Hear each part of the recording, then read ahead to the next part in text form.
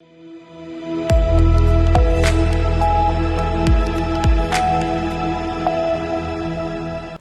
के बाद रुक करेंगे यूपी बुलेटिन की ओर, जिसमें बात होगी अंबेडकर नगर की, जहां ग्राम पंजुमपुर नेवादा में दबंगई का खुला खेल सामने आया है। साथ ही बात होगी हमीरपुर की, जहां नाले में युवक का शव मिलने से हड़कंप मच गया। ऐसी तमाम खबरों पर विस्तार से डालेंगे नजर। अंबेडकर नगर के अकबरपुर तहसील क्षेत्र के ग्राम पंजुमपुर नेवादा में दबंगों द्वारा गांव के पानी के मुख्य आवागमन मार्ग पर जबरन कब्जा करने की कोशिश से तनावपूर्ण हालात पैदा हो गए हैं। ग्रामीणों ने डायल 112 पर कॉल कर पुलिस को मौके पर बुलाया, लेकिन आरोप है कि पुलिस की मौजूदगी के बावजूद दबंग कब्जा करने में लगा रहा। इससे ग्रामीणों में भय और आक्रोश का माहौल है और वे चेतावनी दे रहे हैं कि यदि जल्द सख्त कार्यवाही नहीं हुई तो कोई बड़ी घटना घट सकती है। सवाल उठता है कि क्या पुलिस प्रशासन किसी अनहोनी का इंतजार कर रहा है और दबंगों के खिलाफ कार्यवाही कब होगी। अंबेडकर नगर से सी न्यूज संवाददाता अजय कुमार उपाध्याय की रिपोर्ट। जनपद बदायूं से बड़ी संख्या में लोग दिल्ली में आयोजित वोट छोड़ो गद्दी छोड़ो जन आक्रोश रैली में शामिल हुए और कांग्रेस के काफिले के माध्यम से सड़कों पर अपनी आवाज बुलंद की। जिला उपाध्यक्ष बफाती मियां के नारों के साथ लोगों ने वक्त बदल दो, साथ बदल दो, बेईमानी का राज बदल दो का संदेश दिया।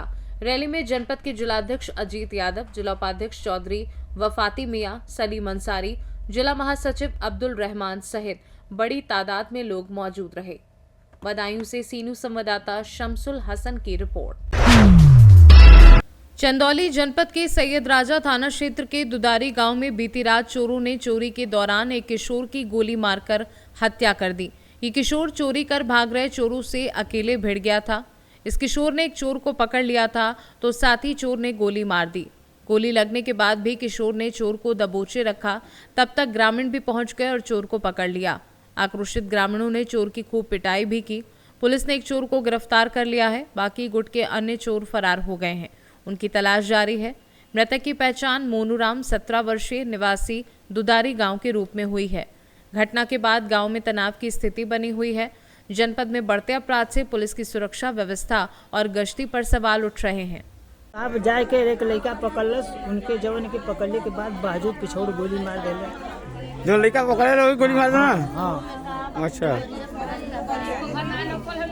सामान लेकर हुआ सामान? जी सर, सामान तो नहीं पहुँचना सो, बाकस फेंक के भागने सो। सर, अभी एक गोली कांड की घटना आई थी हॉस्पिटल में, क्या रहा?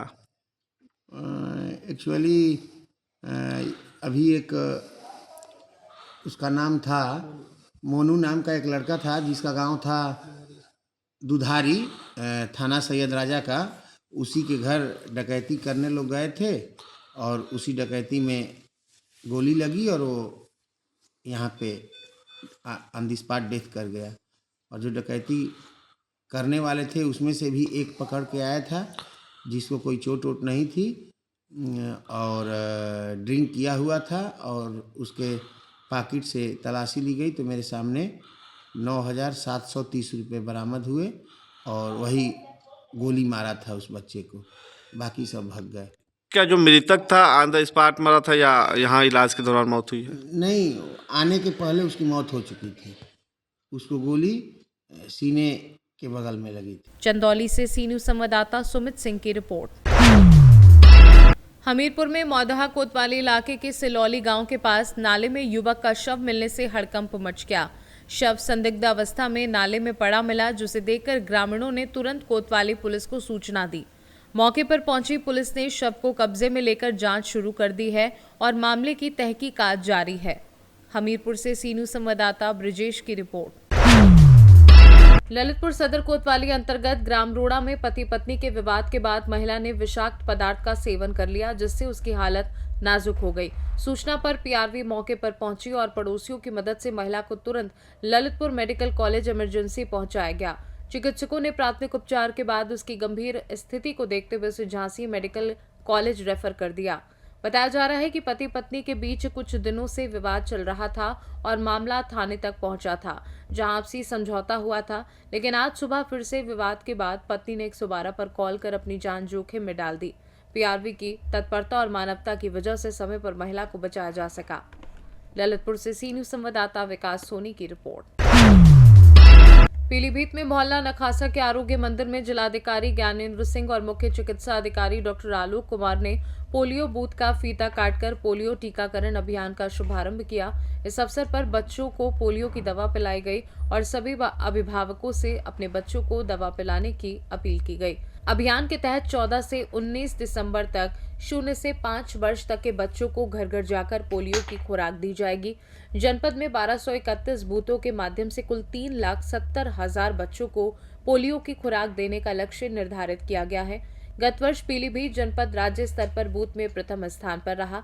शुभारंभ कार्यक्रम में जिलाधिकारी, मुख्य चिकित्सा अधिकारी, जिला प्रतिरक्षण अधिकारी, SMO, WHO, वार्ड सभासद, DMC, यूनिसेफ, जिला समन्वयक, JSI तथा अन्य विभागीय अधिकारी और कर्मचारी उपस्थित थे।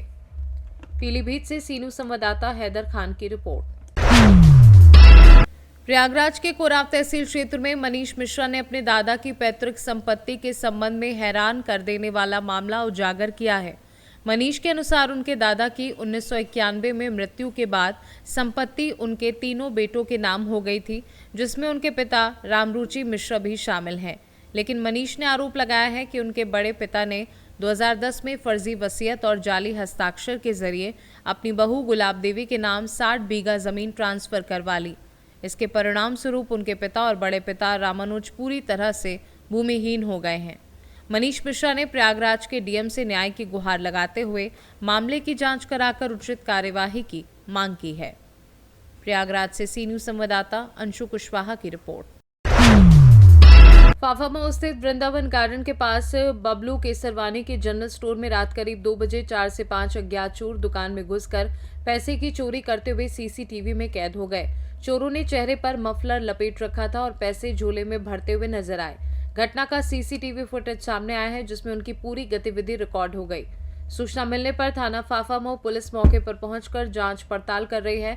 वहीं अखिल भारतीय उद्योग व्यापार मंडल के अध्यक्ष अजय जायसवाल ने घटना की कड़ी निंदा की है और फाफामऊ पार्षद पति श्याम गुप्ता भी मौके पर पहुंचकर स्थिति का जायजा ले रहे हैं। प्रयागराज से सी न्यूज संवाददाता सलमान की रिपोर्ट।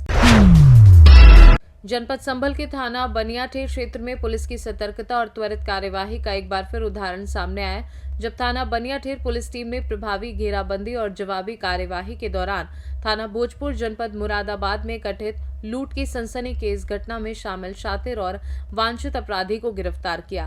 50,000 का इनाम घोषित अभियुक्त लंबे समय से फरार था।